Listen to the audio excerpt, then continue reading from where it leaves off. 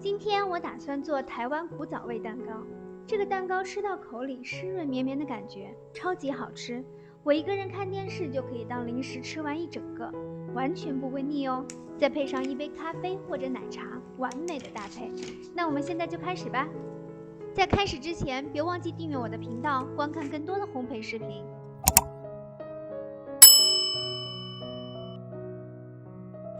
首先，我们将面粉过筛备用。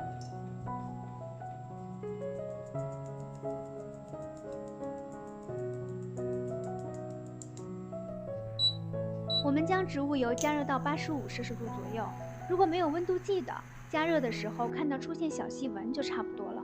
这个加热的速度很快，大家一定要注意看油的状态。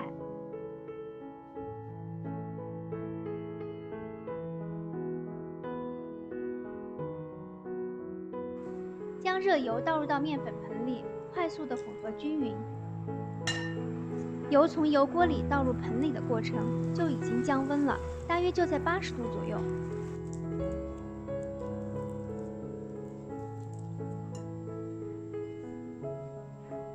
然后倒入牛奶，混合均匀。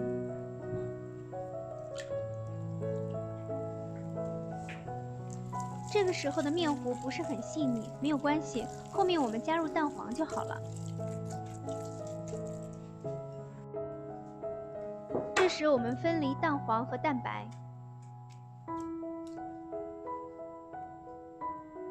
将蛋黄直接倒入面糊盆里，蛋白装到一个无油无水的大盆里。因为有8个鸡蛋，为了方便打发蛋白和搅拌，盆一定要大一点。今天我的盆略有点小，所以后面搅拌的时候有点小心翼翼。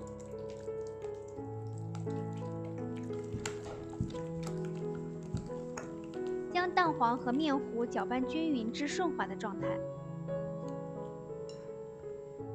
现在打发蛋白，加入一点白醋、盐。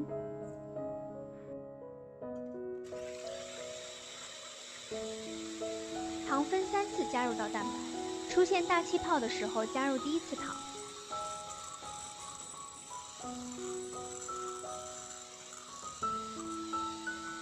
气泡变得细腻的时候加入第2次糖。当出现明显纹路的时候加入第3次糖。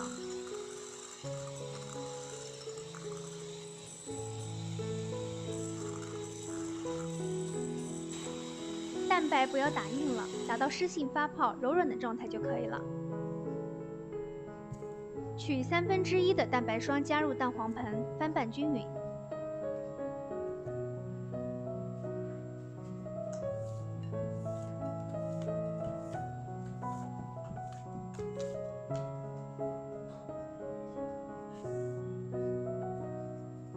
再倒回到蛋白霜里，翻拌均匀。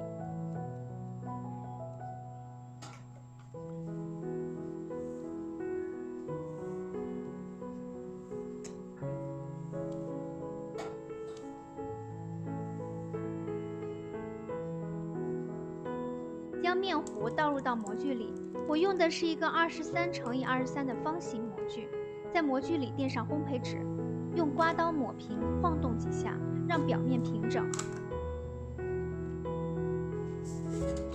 并震几下，排出大气泡。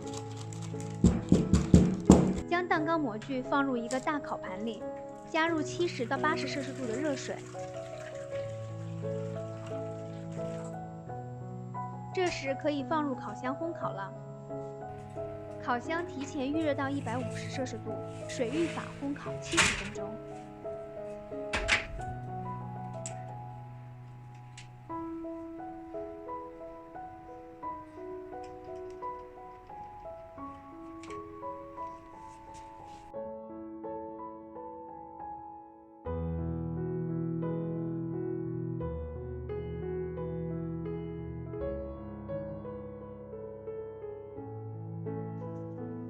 出炉后，直接将蛋糕从模具里拿出来，放到网架上，趁热撕开烘焙纸，古早味蛋糕就做好了。烤好的古早味蛋糕凉了之后，表面有点皱是正常的，大家不用太纠结这个问题。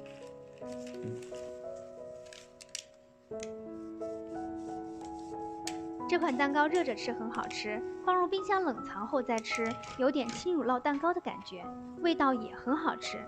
如果你喜欢这款蛋糕，也可以动手做一下，保证你停不下嘴哟。